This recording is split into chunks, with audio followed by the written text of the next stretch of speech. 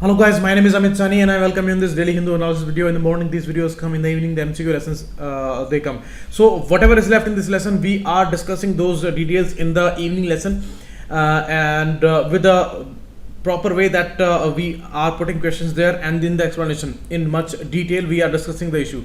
So nothing is left, and in today's article some important issues are there, like the comparison between the East Asian economies. That is the most important article. And regarding the Kulbhushan Jadhav's case, we have discussed that issue in much detail. And regarding the Ebola also, I discussed that issue yesterday. So Pocket News app is trending on the Google Play. You can download that. You can discuss about these important courses, affordable courses. The description is given below the video, and all these courses are available. You can call on these numbers, and you can visit the website also. PDF you will get here. And this is the group for IAS preparation by me, and here I upload these PDFs. You will also get the Telegram's link there.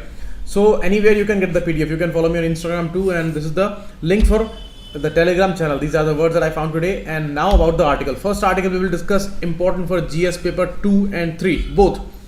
Here two writers, Ramkishan S. Rajan and Mr. Gopalan, they both are talking about the economic survey. They say that some things are positive, like they are integrating the concept of behavioral economics and psychological issues in economics, and these practices are good and their introduction is good. And some economies like the UK, Australia, Singapore, they have been applying this issue for some years now, so it's a good thing. But they are missing some big issues to talk about here, and they are skipping a very crucial topic of resolution to these PSUs and the PSBs, public sector banks, both, and both are struggling a lot, and intentionally these things are being put into a lot of stress, and the issue of privatization is on a highlighted mode, and they are proposing in this way. So the economic survey doesn't talk about their proper resolution, and they are skipping on some numbers also, and that is unprecedented. So this way they are doing a comparison with the East Asian economies, what things are better there and how they made this kind of growth, and in 60s to 90s, these 3 decades, what kind of things they implemented. We are going to talk about that. So it's the most important one. Now see, as I told you that these things, the psychology and behavior in economics, these things are being implemented by these developed economies like US, Australia, Singapore. But you see, we are introducing them. But you see, in India, what is the trend? They will talk about some updated and progressive issues which are in much focus in this world, like sustainable, inclusive, these kind of words they use a lot.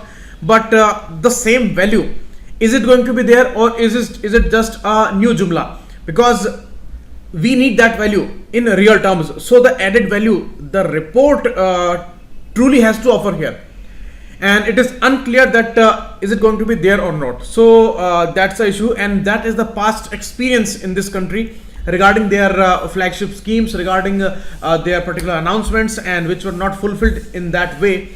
So that's why these questions are relevant. Now about the East Asian countries. You see, this is the 21st century the Asian century, and who made this century an Asian one? Like China, Japan, they did much growth, but some new industrialized economies like Singapore, Hong Kong, South Korea, Taiwan, and Japan, these countries, they made a lot of progress, and they are all developed now. And you see, 60s to 90s, prior to Asian financial crisis that was there in the end of 90s. So some factors, what were those factors? Like macroeconomic stability, they targeted for low inflation, they targeted for lack of social safety nets, so that the expenditure from the government side is less, and inability to leverage these forced saving, means there were a highly regulated banking system. So in India, it was a very robust banking system till 2008, and that's why this banking system saved us from the 2008 recession. So that crisis did not affect much the Indian economy, but all other economies were devastated, and a huge impact is still there after 10 years. So that was the case. But now we are facing a lot of problems in the banking sector, and it is the worst phase for the banking sector since independence. It is seen like that. and the major business people, the corporate houses and all, they have put this banking industry in a lot of stress. And it is not all due to some external factors. Due to some corruption measures, it is all done. You see, the people like Malia, Modi, they have taken thousands of crores of rupees of these major public sector banks, and they have eloped. And now, in the recent report, it was seen that whatever debt is there for the farmers in this country, cumulative number of all those debts, the write-off amount of the loans of these corporateers which they have written off, this written off amount is more than the farmer's debt. That's the real issue. Means there is a clear situation that intentionally some things are being done here. Because you just look at this way, the poor people, the farmers or the middle class people, they are taking loans, and if they are not able to repay those loans, then all kinds of actions we see, all the legal issues are there, and they corner these people, these poor people who are not able to pay their installments. And these big corporateers, you see their condition, more than 2.5 lakh crore rupees are written off. It's a huge number. And now how banks are being compensated, there are two ways. First, just liquidate these banks or make them private and sell them off to the private sector. Second, recapitalize. From where? From the taxpayers' money. Recently, it was announced that 70,000 crore rupees are given to these banks. So it's a kind of a relief, but it was a emergency provision. It was to be done because it was necessary. But it is unfortunate, the taxpayers' money, which should have been there for some investment, which should have been there for some developmental work, that is being given to the banks, to these stressed banks. And who made them stressed? These people like Mali and Modi. They took their thousands of crores of rupees and they eloped. So now from our money, these things are being compensated. So that's why they are putting a important ready option there, that we privatize these banks. Although openly they are not saying, they are not accepting this thing, but in hindsight this thing is going on. And these biggest corporate houses, they have their eyes on these sector, because it is the biggest sector, the financial sector, the banking sector. If it is there with these people, then this is a evergreen market. So that's why it's a problem. It's a stressful stage for the banks. And here in these countries, which when they made progress, they closed the situation for the foreign banks. They were not allowed in the starting. When this crisis happened in the end of the 90s, that time only they allowed these foreign banks, and on some terms. Before that, this was all public sector banking, and it was a very tightly regulated banking. And although the flow of that credit was not that much, but the issues were sustainable. Banking supported consistently, and the savings were high. Today in India, if we talk about savings, then they are not high. They are around 30% of the GDP, and they should have been more than 40 to 50. But these are declining, and at the number of 30% they are there. So we cannot expect much. And the government expenditure, they are not ready to do that, because they have made the target of fiscal deficit. Second, the private investment is also stuck, and they have put all the stakes on the private investment, and that is already stuck. So in which way they are gonna follow the target of $5 trillion economy? We are we are discussing this thing on a daily basis. And here, these East Asian economies, their experience tell us that the regulated banking was there, and highly disciplined fiscal practice was there, and they kept this thing in check, that private savings are not crowded out. You see, government, when they have to do some expenditure, then they have some ways. Like today in India, these things are being discussed, that government bonds are one way. Second way, FDI. Third way is sovereign bonds, which is a new option in India, which is unprecedented, and that has a lot of questions. Fourth one, RBI reserves. So these are the ways. So government bonds are a way. So if government issues government bonds, then people have inclination toward these bonds, because they have the guarantee of the government, and government is hardly gonna fail. So people will put their money with these bonds, and this is how the private investment would be crowded out. they will not get the money, because people will not be able to invest in these share markets and in all these issues, because they do not have that guarantee of the government, and government bonds have the guarantee. So they will all go there. So this way government is gonna crowd out the private sector. So they kept this thing in check, that private sector is not crowded out, and tight regulation on these state-owned banks, and corruption was in check. That was the basis. Without corruption, without these political nexus, and without these nonsensical issues like election funding, the nexus between the companies and the political parties, these kind of worst scenes were not there like India. So that is how they made progress there. And foreign banks were not allowed in the past, but we were bound to open our economy, and that was a jerk reaction. That was a push that was given by IMF conditions. So we had to do all these things, and they planned on their own. So for 60s to 90s, they planned all these things, and till 90s, they kept things in their control, but things were not in our control, because in India after 1991, liberalization was a mandatory condition for us. It was not an option for us, and we were not prepared for that. So that's why our tools and our manufacturing was not that much robust. These countries, they made manufacturing area their center of the growth, the major push they made them. But manufacturing was not that much great in India, and it was never there, because from agriculture surplus economy we directly jumped towards service economy. Manufacturing could not get developed at that pace and at that level, and still it is not there. We have made many important schemes and all, like Make in India and all, but not much impact we can see here. And major things are stuck. The private investment, government investment, these are stuck. Banking is stuck.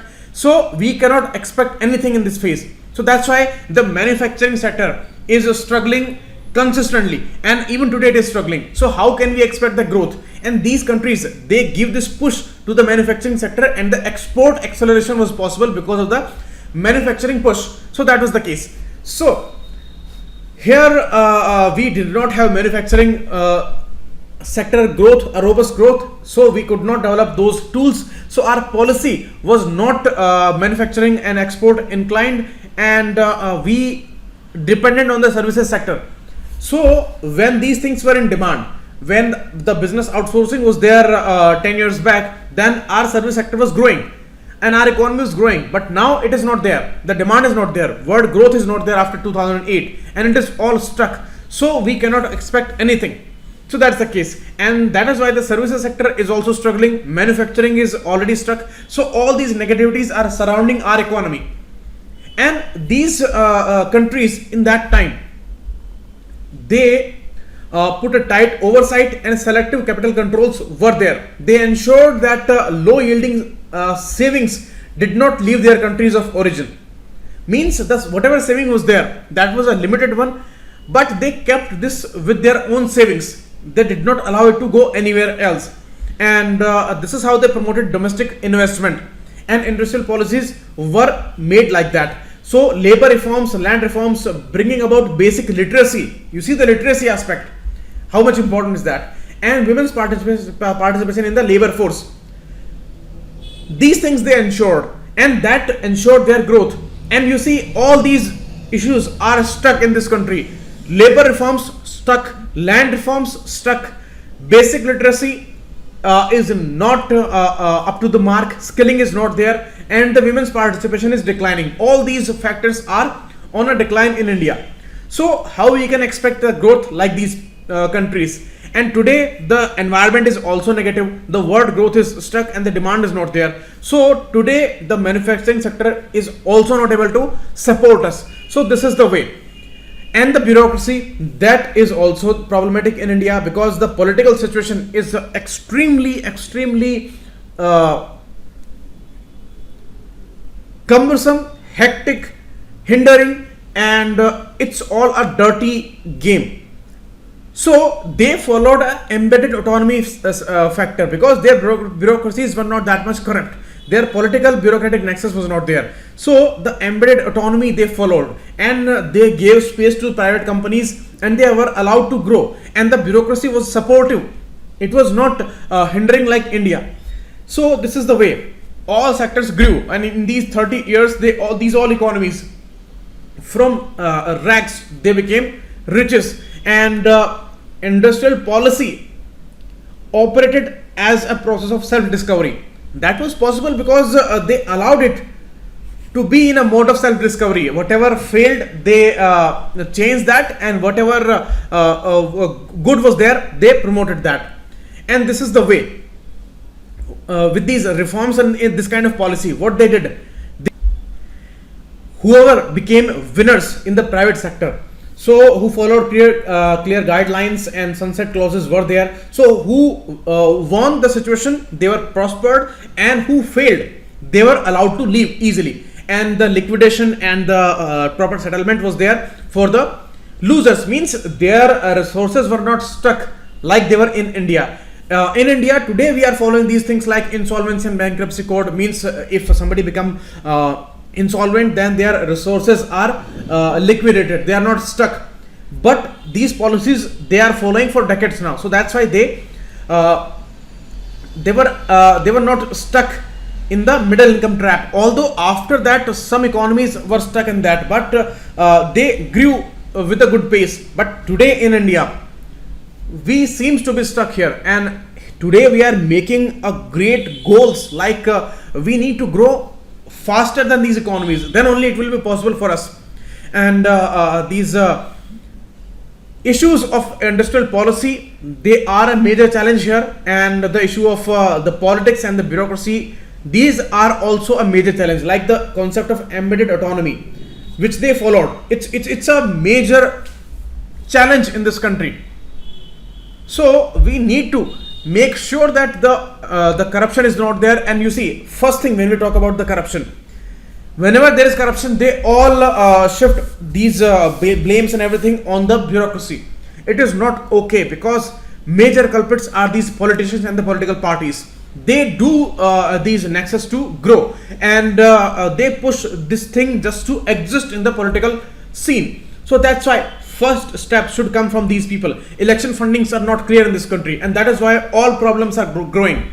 They need funding during elections. 60,000 crore rupees are wasted in the elections. That is the root cause of all the problems, these nexuses, these problems. And that's why these corporate houses and all, they influence policies, and that's why we are stuck, and that's why banking is struggling today. That's why the investments are stuck. So that is the issue. So these things need to be solved as soon as possible, and we can compare the situation that those all things were their choices, but our liberalization was not a choice. That was a stop and go nature, and these were pushed by the IMF conditions. So that's why today we know each and everything. We have all the expertise, we have all the resources, but the integrity and the will is needed here, and we do not need to invoke the East Asian example again to experience all those things. We have this expertise, we have this experience, and we have this knowledge, so we can grow with a fast pace if the political will and the industrial policy, upright policies are there. So whatever we have started to follow now, that we should have been following for decades now, but it's okay. We cannot do anything about the past, we can do everything about the future. But again, we are seeing more rhetorics than the actual steps here. That's the case. We have made all the rhetorics regarding the e-vehicles and all, but is this possible in the real terms today? No. For the next 3 to 4 years, it is not possible, because overnight all the industry cannot be changed, and their manufactured vehicles, they are stuck today. The sales are 20 to 25% less every year, and that is the big problem. And we do not have the manufacturing industry for the e-vehicles. We do not have charging infrastructure there. And about the battery manufacturing, the issue of the lithium and cobalt, that is also a major problem.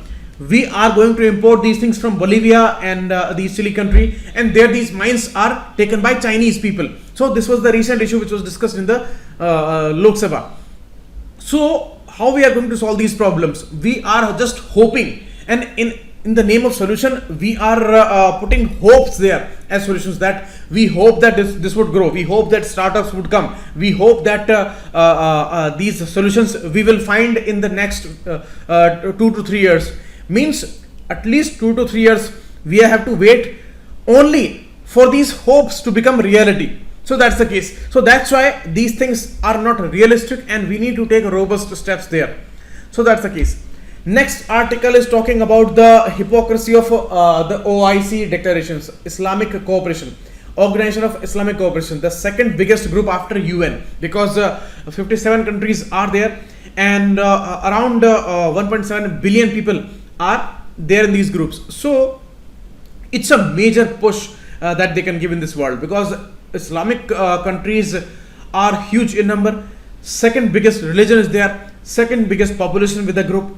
So the headquarters are there in Jeddah, Saudi Arabia, and in the Dhaka declaration they give a reference to the issue of Jammu and Kashmir.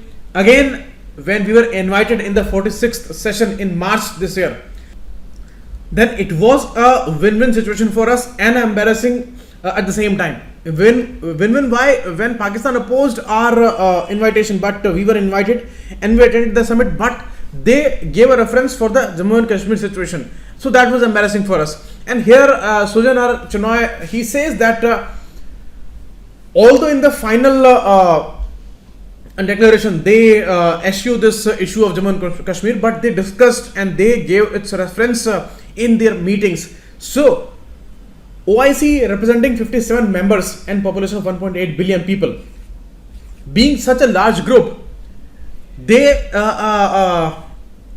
deal sensitive issues in a biased manner, because they never gave any mention to Pakistan's Balochistan problem, where a lot of atrocities are being inflicted on these Balochistani people by Pakistan's authorities.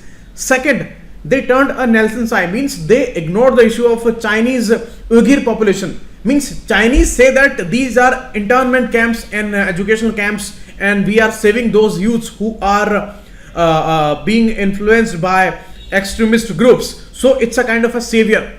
So that's why we are running those camps. But many allegations are there. Even the United Nations Committee on the Elimination of Racial Discrimination in 2018 and the Human Rights Watch report issued in September 18, they both said that these are problems of torture for these people, and China is doing that consistently in the Xinjiang province. So it's a western part of it, and there these extremist problems are there according to China, and China is containing that. But situation is very critical and situation is very much suspicious, and for sure according to some human rights reports, something that is a kind of a humanitarian crisis is going on in China. But this group ignored that. Why? What is the reason? The reason is similar, that China is much more capable. It's a huge power today, and nobody wants to mess up with China. And India is not that much powerful in comparison to China. So they talk about these issues because it's all a issue of being powerful. That is the clear case. And China has surpassed us long time back, and we are way behind than China. That is a reality. Maybe in our mainstream media they can say anything, but it is the reality that China is the most powerful country in the near future. And till 2050, China would be the first and we would be the second one, according to some reports. So that is also clear. But these groups, they are doing this kind of discrimination today. That is a cause of concern. So before this OIC meeting, China actually invited the delegation to Xinjiang, and they saw all these issues and all, but still they did not complain much about that. So the reasons are similar. It's a member of a permanent UNSC Security Council, and all these reasons are there. So that's why the writer says that they need to see all the issues with a similar view, and things are problematic with Pakistan and China too. And here we are struggling. We are a democratic nation. We are conducting elections there. So it is not the condition like any other countries like Afghanistan, Syria, Iraq, Turkish Cypriot state and all. So these are issues.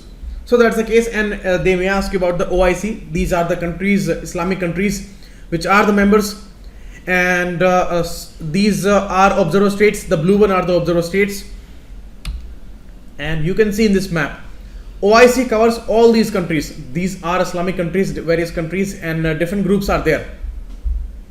Okay, ECO, Turkish Council is there, GCC is there, and Council of Arab Economic Unity is there, Arab League is there, Parliamentary Union of the OIC member states is there, and all these are included here. So that's the case.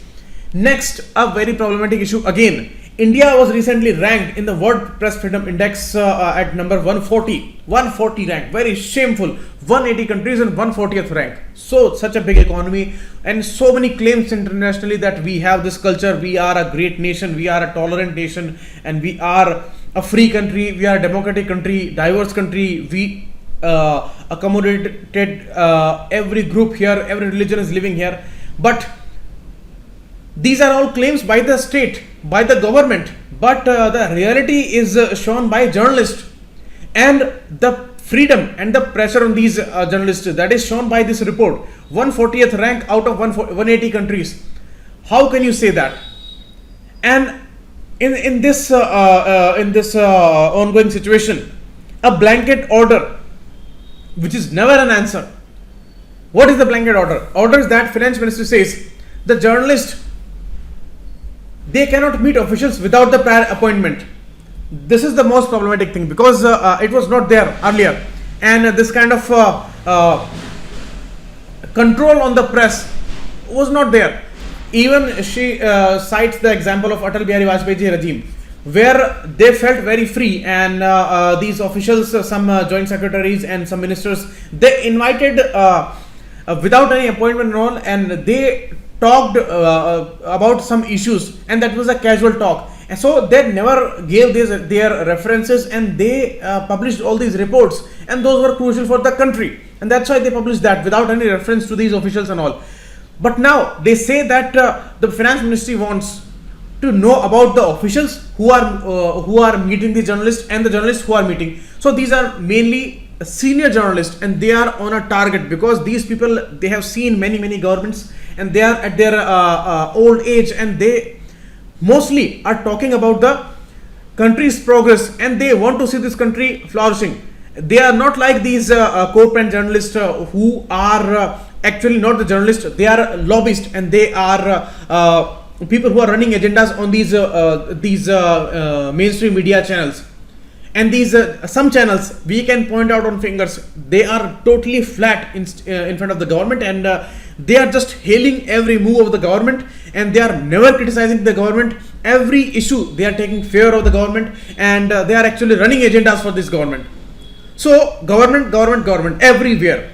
And this is the scene. A clear scene means the clear evidence is that in the last 5-6 years, they have never talked against our government. This is the biggest evidence. So is there a perfect government? Is it a perfect democratic system in this world?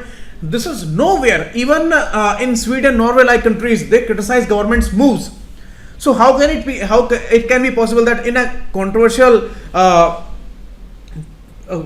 stage where banking crisis is going on, the investments are stuck, not much growth is there, religious issues are there, women-centric issues are always there. So can we say that it is a perfect government? No.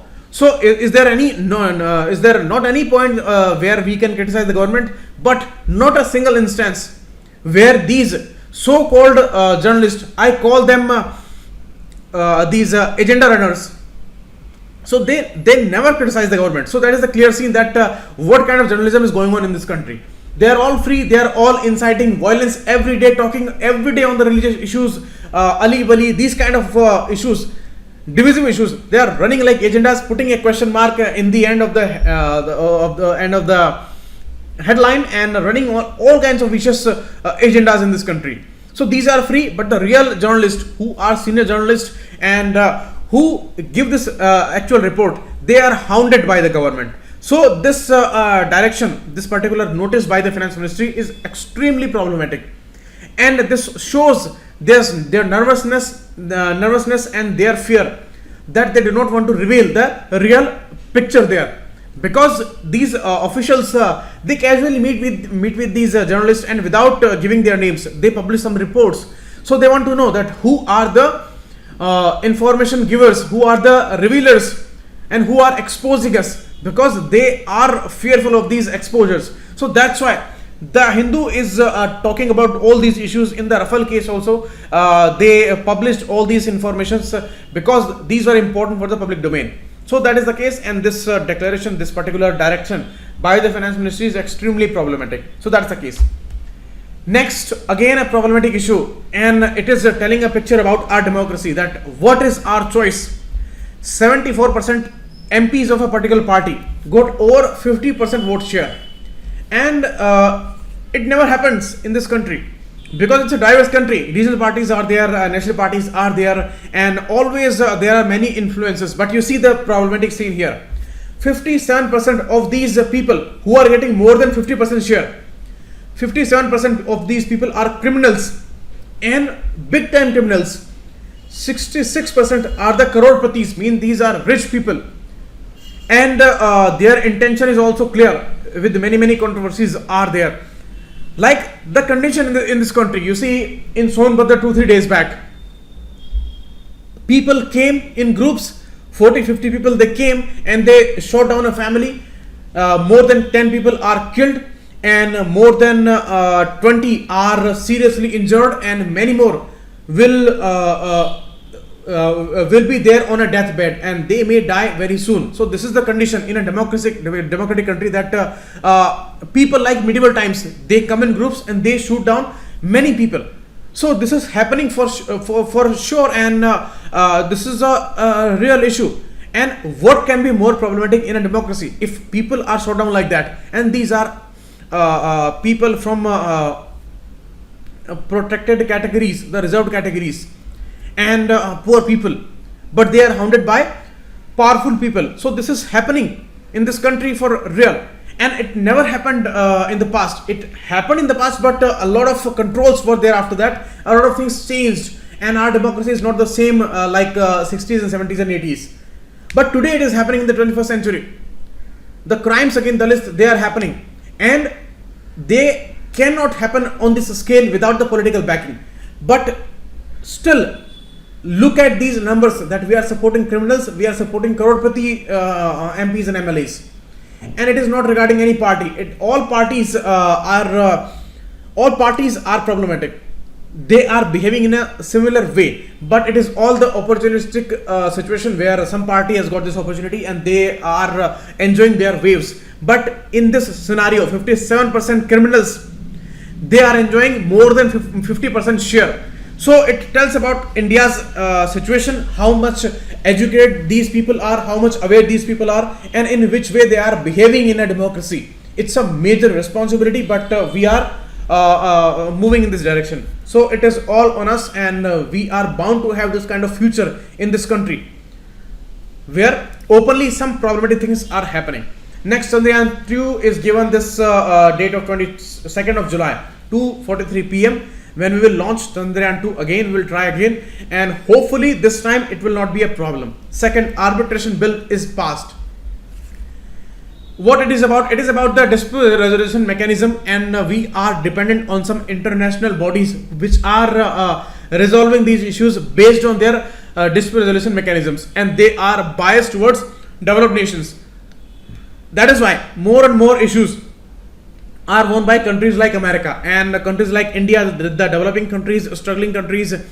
They are finding it very difficult to win even the genuine issues. So here, for many years this thing was proposed, and many countries, developing countries, were supporting this move, that there must be a arbitration center in a developing country. So this New Delhi International Arbitration Center bill is passed, and it will be a center in Delhi, and it will be an international arbitration center. So we will solve these trade disputes and all international issues there, and it will be a nice arbitration mechanism because it is supported by these countries, and it is supported by the BRICS group also. And let's see how they proceed with that. Now the bill is passed. So this is all for today. We will meet again tomorrow. Please do come in the evening lesson. Important details we are discussing there. Thanks a lot. Keep watching it.